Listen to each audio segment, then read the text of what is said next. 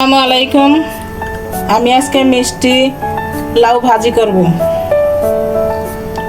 দিলাম তেল, এখন দিয়ে দেবো তেজপাতা, কয়েকটা কালো জিরে, নাড়াচাড়া করে নেব।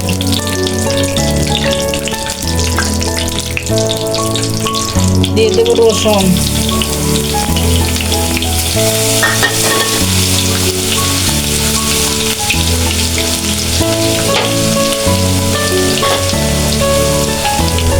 পেঁয়াজ দিয়ে দেব,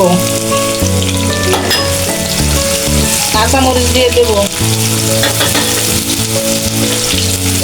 শুকনো মরিচ দিয়ে দেব,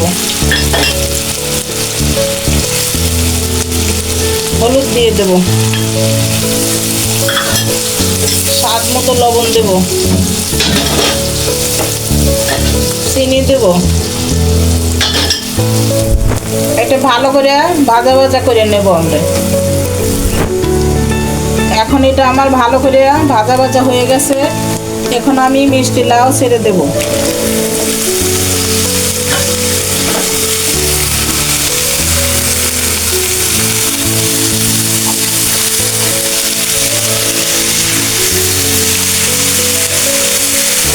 কিছুক্ষণের জন্য ঢেকে দেবো।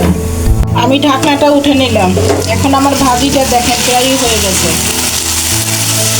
মাঝে মাঝে ডেকে আস্তে আস্তে ডেকে এটা আপনি ভাপিয়ে সেদ্ধ করে নেবেন। ঢাকনা না উঠালে এটা গলে যাবে।